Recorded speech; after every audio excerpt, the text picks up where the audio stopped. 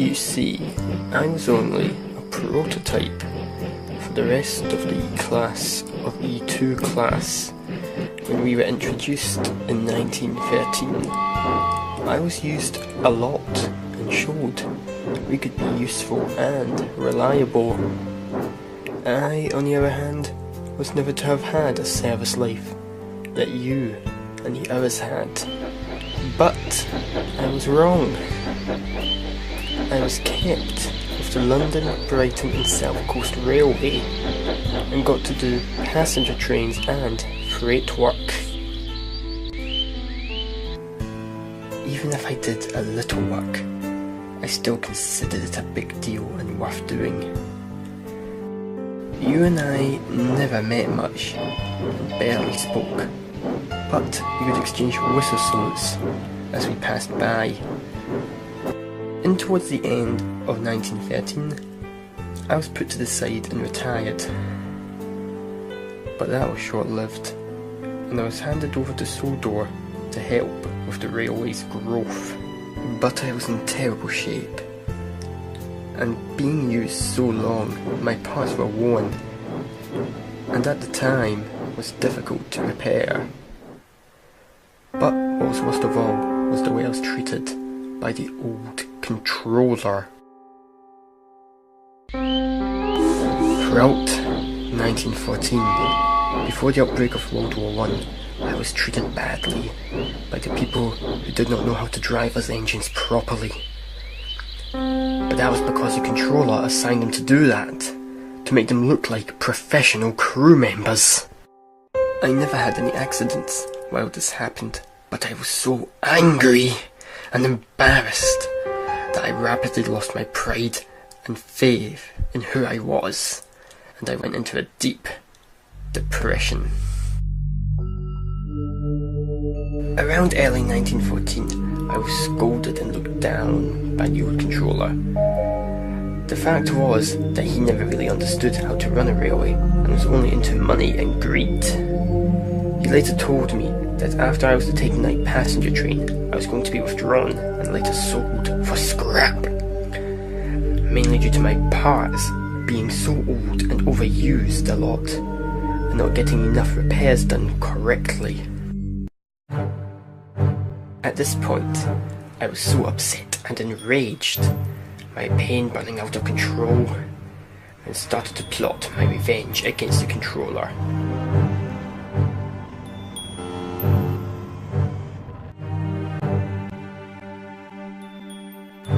I didn't know it until I left, but he was on board the coaches along with other passengers. Deep down, I knew what I was going to do, and it would cost me a heavy price.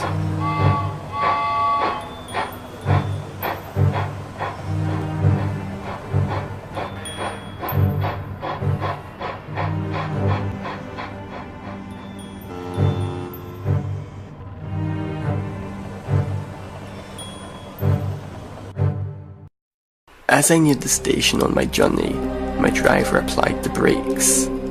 But they failed and I sped up, going faster and faster.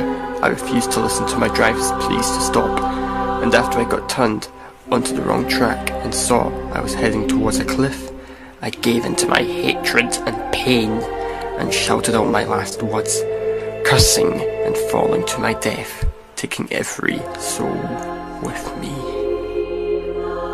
including the controller who made my life a living hell.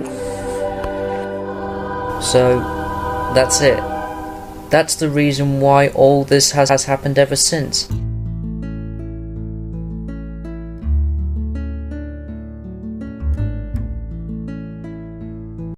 You wanted revenge on the old controller who once used to rule this railway for treating you like the way he did.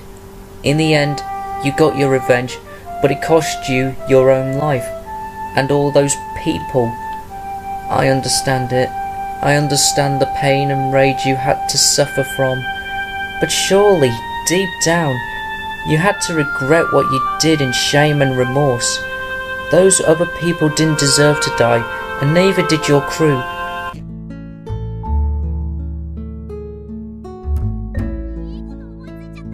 It's time you put all this to an end and move on, Timothy.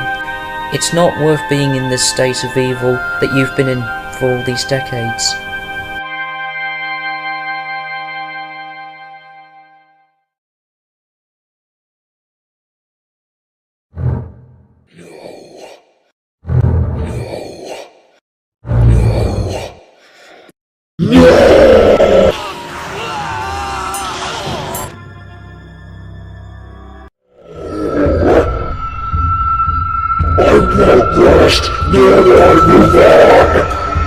Once I'm done with you, I will be sending you and your crew down into eternal damnation with me!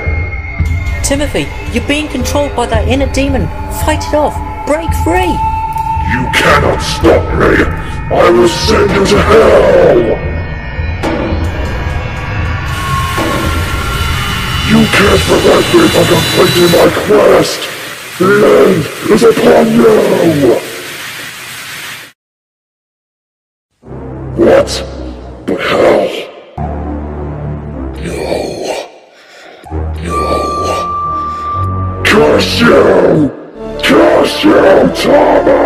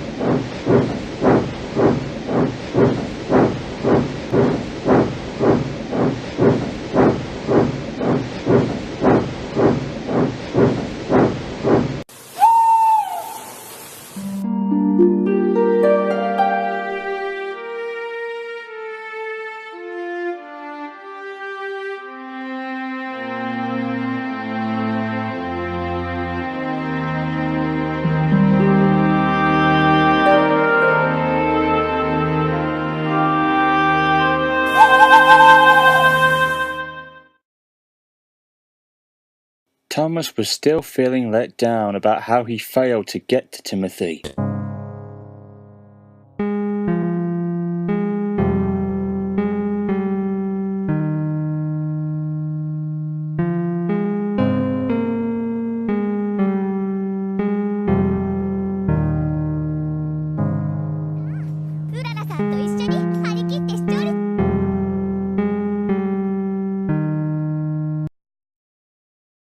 Hours later, while at the docks, he explained all this to Gordon, who was preparing to take the evening express.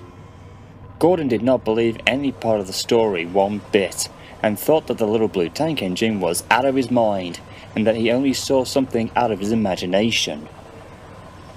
A ghost train? It almost looks like you? With a demonic face like the devil? Paw! What nonsense! Why, this story sounds like another pile of rubbish that only little kids will be afraid of.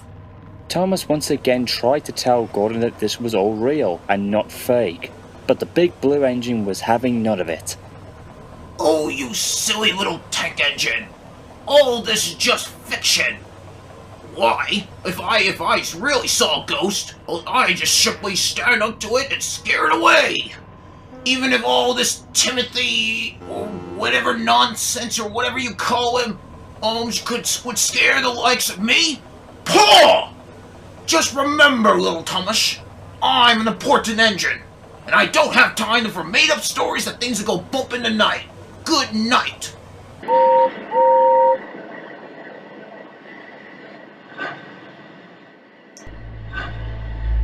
Thomas watched without saying a word as Gordon, in his boastful style, puffed away into the night.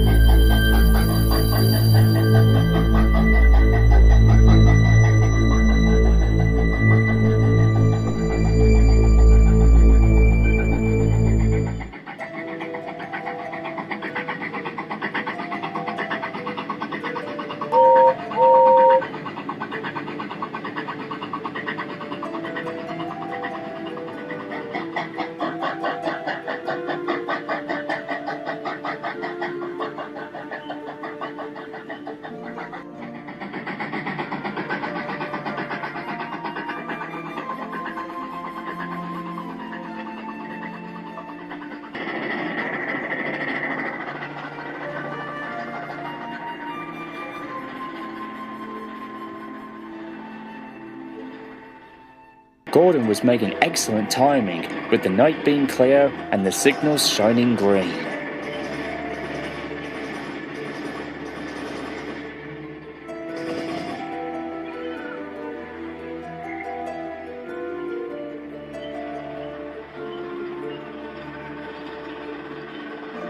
These ghost stories.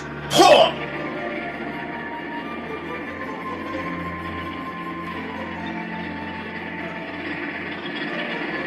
Thomas must be too puffed up in his smoke box. There's no such thing as ghost.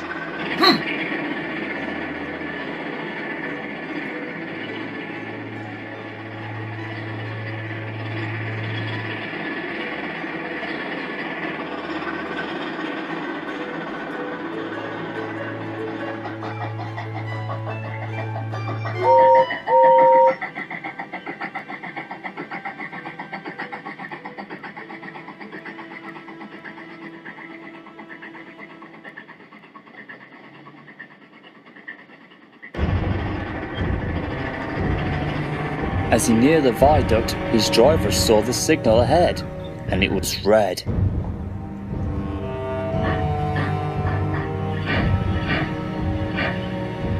Gordon was not pleased and confused by this as he came to a stop.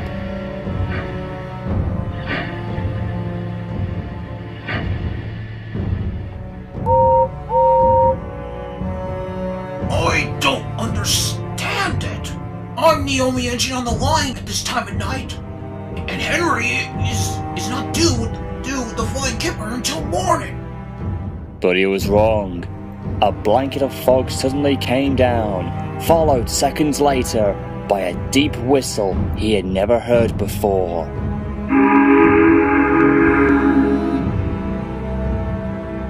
Huh? What's that over there?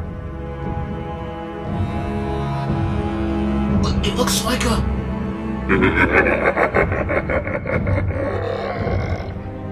Oh my God! No! No! It can't be! So you two have heard about my past. Everyone knows it, yet they fail to understand it. I'm here to tell you this. If you see Thomas, tell him that his time on this railway is coming to an end, and that he will never be seen again. And if you don't, you'll be among many of my next victims that I will take straight to hell. No, please, I don't want I'm too young to be scrubbed. No, I don't want to go to hell. Wait, I must be dreaming. Oh, this the one you... Oh, stop, let's get out of here. As soon as it happened, the fog lifted. But Gordon was horrified and scared almost to death. The signal changed to green, and he was on his way again. Gordon remained silent for the rest of the night, knowing that he had just had an encounter with Timothy, the ghost train of Sodor.